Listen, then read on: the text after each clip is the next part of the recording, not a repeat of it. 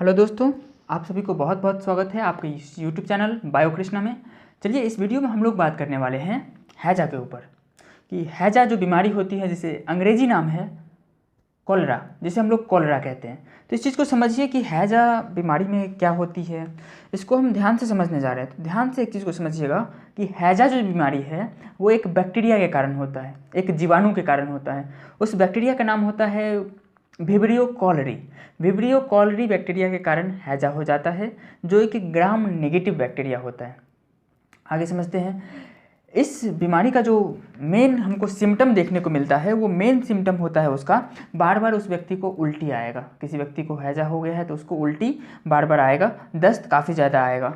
और जब उल्टी बार बार आती है तो उसका पेट खराब रहने लगता है। तो उस कंडीशन में क्या होता है, उस व्यक्ति के शरीर में पानी की कमी हो जाती है, वो डिहाइड्रेशन हो जाता है, वाटर की काफ़ी कमी हो जाएगी और बार बार उस व्यक्ति को प्यास लगेगा। तो उस कंडीशन में हम लोग जैसे सोडियम की कमी हो जाएगी, पोटेशियम की कमी हो जाएगी, तो उस कंडीशन में उस व्यक्ति को पानी पिलाना है। तो ये सब मेन सिम्टम होता है हैजा का। और ये दोस्तों फैलता कैसे है, मतलब किस तरह से हैजा हो जाता है। तो पुराने समय में एक पूरा का पूरा कॉलोनी के अंदर सबको हैजा हो जाता था और काफ़ी ज़्यादा लोग मर जाते थे इसमें, क्योंकि प्रॉपर गाइडेंस नहीं था ना पहले। आज हैजा का वैक्सीन आ चुका है, तो कोशिश करें कि हैजा का वैक्सीन ज़रूर लगवाएं। और ये जो है मेन मक्खियों के द्वारा फैलती है। मक्खियाँ जो होती हैं, घरेलू मक्खी जिसे हम हाउस फ्लाई कहते हैं, वो जब ख़राब चीज़ों पे बैठती है तो उसके द्वारा जब वही हमारे घर तक आती है, हमारे डोमेस्टिक एरिया तक आती है, तो वो हमारे भोजन पर जब बैठती है, तो भोजन पर जब बैठेगी तो वो जो भी अपने साथ लेके आए हैं 2-4 बैक्टीरिया को, वो हमारे भोजन पर डाल देगा और वो भोजन हो जाएगा हमारा इन्फेक्टेड। तो वही जब हम कंज्यूम करेंगे तो उस कंडीशन में भी हमको वो फैल सकती है, ये हैजा होता है। तो कोशिश करें मेन चीज़ कि उसको फैलने से रोके। सिंपल सा तरीका है कि आप घर से मक्खियों को भगा कर रखें। भगाएंगे कैसे, बहुत मुश्किल होती है। हाँ, जो भी पीने का पानी होता है उसको ढक के रखें। अब जो भी, हाँ, गर्म खाना का इस्तेमाल करें, खाना ज़्यादा ठंडी नहीं होनी चाहिए। हैवी तो पूरा प्रॉपर ढक के रखा हुआ होना चाहिए। ऐसा नहीं कि काफ़ी देर का है वैसे ही खुला हुआ खाना हम खा रहे हैं जिसमें मक्खियाँ हो सकता है बैठा हुआ हो।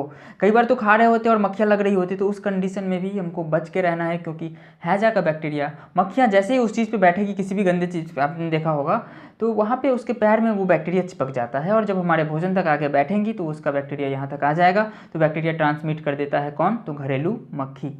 कम से कम 30 प्रकार का, ज़्यादा से ज़्यादा 30 प्रकार का बीमारी हो जाती है, फैला देती है एक मक्खी 30 तरह की बीमारी को फैला सकती है। इस चीज़ को समझिए। तो मक्खी का जो भी इन्फेक्शन होता है कोशिश कीजिए उसको कम से कम हो। कैसे होगा, सिंपली है, खाना को ढक के रखना है, पानी को ढक के रखना है, ज़्यादा देर का खाना नहीं खाना है। और हाँ, बाहर का खाना तो सोचना भी नहीं है, क्योंकि देखिए बाहर का खाना में ही वहाँ पर ज़्यादा, देखिए जैसे कि खास करके मिठाइयाँ जो होती है, मिठाइयों पे मक्खियाँ बैठती है ज़्यादातर कंडीशन में, और वो फ्रेश नहीं है, ढका हुआ नहीं है। नॉर्मल कंडीशन में तो अब तो शीशा लगा के रखता है लोग।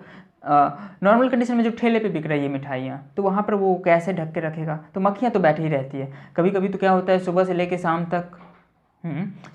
शाम तक वो रखा ही रह गया और फिर शाम को किसी ने परचेज़ किया और उसको आराम से बड़े चाव से खा रहा है। वो खुला हुआ खाना कोशिश करें कि कम से कम खाएं, क्योंकि इसका जो मेन इन्फेक्शन होता है वो वहीं से हो जाता है। तो मक्खियाँ आके बैठेंगी तो केवल ज़रूरी नहीं है कि हैजा ही होगा, बहुत सारा बीमारी हो सकती है। तो ध्यान रखें, इन सब चीज़ों को अवॉइड करें। घर का खाना, सुंदर खाना, बेस्ट खाना, ठीक ना। अब देखिए एक चीज़ की ये हैजा है, और ऐसे ही नॉर्मल कंडीशन में देखिए, समझिए इस चीज़ को कि जैसे किसी एरिया में हुआ और उस एरिया के पूरे बहुत सारा लोग वहाँ पे इन्फेक्टेड हो गया, तो मेन कारण होता है उसका सप्लाई वाटर। जो भी सप्लाई वाटर होता है वो लोग उसको पी रहे होते हैं। नॉर्मली स्लम एरिया में ऐसा होता है, बस्तियों के अंदर ऐसा होता है।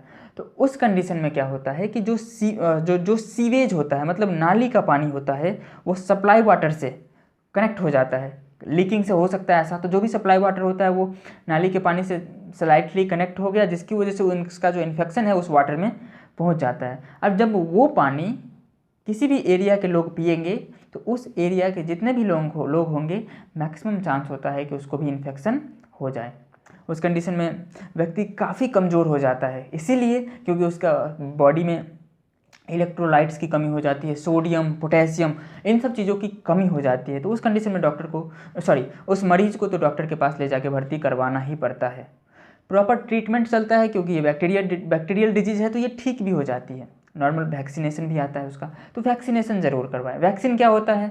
वैक्सीन एक ऐसा चीज़ होता है जो शरीर के अंदर इंजेक्ट किया जाता है ब्लड में, तो शरीर हमारा जान जाता है कि वो बैक्टीरिया आएगा तो उसको उड़ा देना है, उसको शरीर में आने नहीं देना है। तो उसके अगेंस्ट में हमारे शरीर में एंटीबॉडी बन जाता है। तो अगर भविष्य में कभी ऐसा इन्फेक्शन होता है तो हम लोग उससे बच सकते हैं। तो ये छोटी सी जानकारी थी आप सभी के लिए हैजा के बारे में, जिसे हम लोग कॉलरा कहते हैं। इस वीडियो को करते हैं यहीं पे समाप्त। आप लोगों से रिक्वेस्ट है कि अगर आप इस चैनल पर नए हैं तो इस चैनल को ज़रूर सब्सक्राइब करें, क्योंकि ये चैनल आपके लिए होने वाला है काफ़ी इन्फॉर्मेटिव मेडिकल चैनल है, सिंपल है। ज़रूर सब्सक्राइब कीजिएगा। मिलते हैं हम आपसे अगले वीडियो में, तब तक के लिए जय हिंद।